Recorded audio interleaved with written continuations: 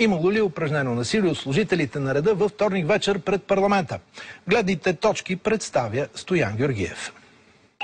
Полицайка участва в събитията пред парламента на 23 срещу 24. Разказа за BTV, че е била наранена по време на нощните безредици. Онази въпросна нощ аз бях в първите редици на полицаите, които тръгнахме напред, за да осигурим място на автобуса на депутатите. Още на 10-та крачка усетих удари върху себе си. Удари от кой? Удари от протестиращите. Всъщност бях ударена от лицето, имам синини по тялото си. Това с ръката се е случило в някакъв момент, в който дори не съм усетила болка и как е станало.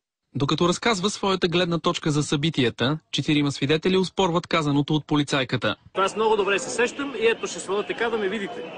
Точно там, като размахвате как и... не бие, господине? Да, размахвате и с щита, и с палката яко. И вие го спомняте. Аз запомнях, аз за това додох, като я познах. Бивша журналистка, която да свърши и ни наричаше буклуци. И ни наричаше буклуци. Тя беше провокатор, тя е първите. Повече от жандармерията. Да, повече от жандармерията нападаше. Имаше две жени. Да, точно. Тя е една от тях. Познахме. В отговор на господина искам да спомена, че аз нямах щит онази нощ.